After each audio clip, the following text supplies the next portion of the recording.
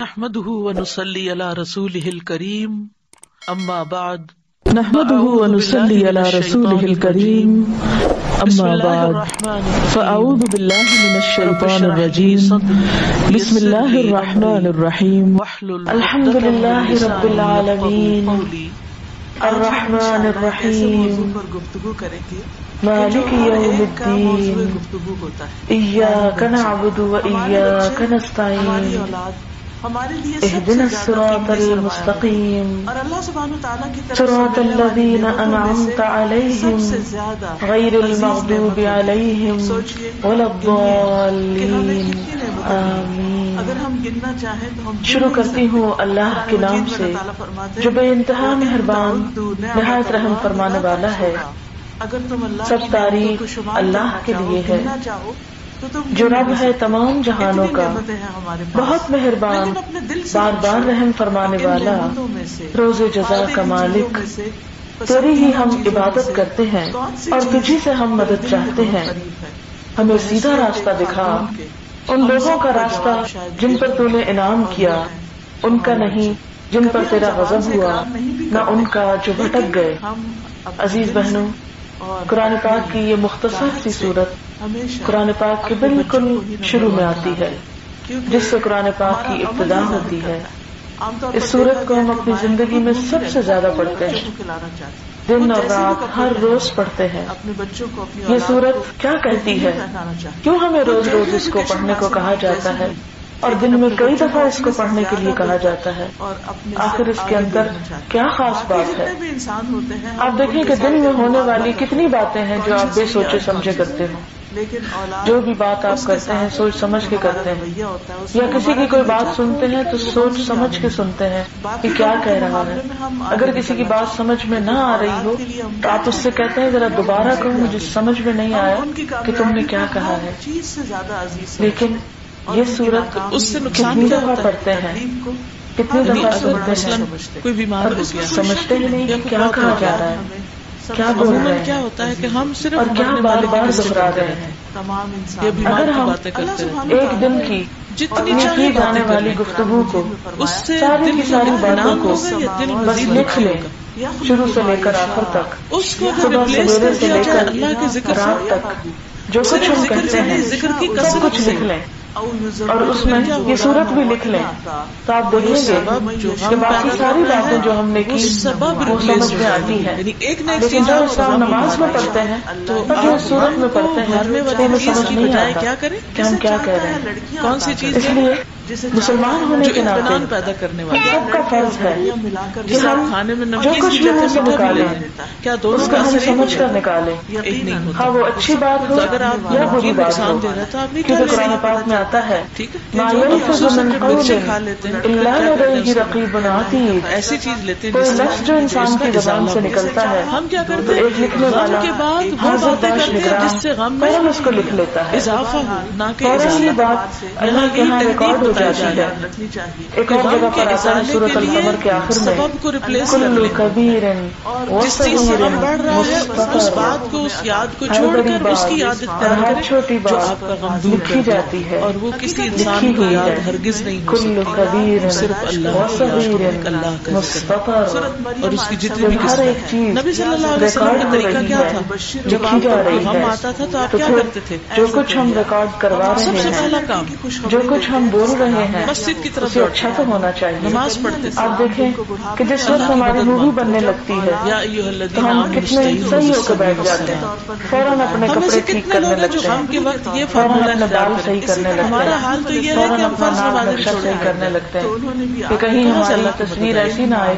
کہ جسے دیکھ کر لوگ مذاق اڑائیں۔ کتنا ڈر ہے ہمارے دل میں لوگوں کا اور کتنا ڈر ہے اس چند روزہ زندگی کا، لیکن ہم میں سے کتنے لوگ ہیں کہ جو اپنی تصویر اللہ کے لیے جو بنوا رہے ہیں آخرت کے لیے، نام اعمال کے لیے ہم اس کے لیے بھی اتنے ہی فکر مند ہوں اور اس کے لیے بھی اتنے ہی کانشیس ہوں کہ ہم کس طرح بیٹھے ہیں، کس طرح کھڑے ہیں، کس طرح چل پھر رہے ہیں، کس طرح بول رہے ہیں. جب ہم سب لوگوں کے بیچ میں ہیں تو کیسے بیٹھے ہیں، اور جب ہم بالکل اکیلے ہوتے ہیں تو کیسے بیٹھے ہوتے ہیں. جب ہم لوگوں کے منہ پر بات کرتے ہیں تو کیسے کرتے ہیں، جب ان کے پیچھے ان کی بات کرتے ہیں تو کیسے کرتے ہیں. ہم میں سے ہر شخص کو ہر وقت اپنا جائزہ لینے کی ضرورت ہے، لیکن ہمیں کبھی احساس ہی نہیں ہوا کہ ہر طرف سے ہماری تصویریں کھینچی جا رہی ہیں، ہمارا ایک اعمال نامہ تیار ہو رہا ہے اور ہماری ساری باتیں لکھی جا رہی ہیں. اسی لیے ہم صبح سے شام تک جو دل میں آئے بولتے ہیں، جو دل میں آئے کرتے ہیں، اور جو اچھی باتیں ہم کرتے ہیں ان کو سمجھتے ہی نہیں کہ کیا کہہ دیا، کیا بول دیا. لہٰذا ہم میں سے ہر ایک کو اپنی اپنی گفتگو، اپنی اپنی بات کے بارے میں اچھی طرح کانشیس ہونا چاہیے، اچھی طرح سمجھنا چاہیے. ایک گھنٹے کی سیٹنگ میں ساری نماز تو میں آپ کو نہیں پڑھا سکتی، اس کو ساری کا ترجمہ اور تفسیر بتاؤں، لیکن کم از کم ایک صورت جس کے بغیر نماز ہوتی ہی نہیں اس کو تو دہرانا چاہیے. لہٰذا آئے ہم سب مل بیٹھ کر اس پر غور کرتے ہیں کہ یہ صورت ہمیں کیا کہتی ہے اور اس میں کیا لکھا ہے جس کے بغیر نماز ہوتی ہی نہیں. اور صرف ارشاد باری تعالیٰ ہے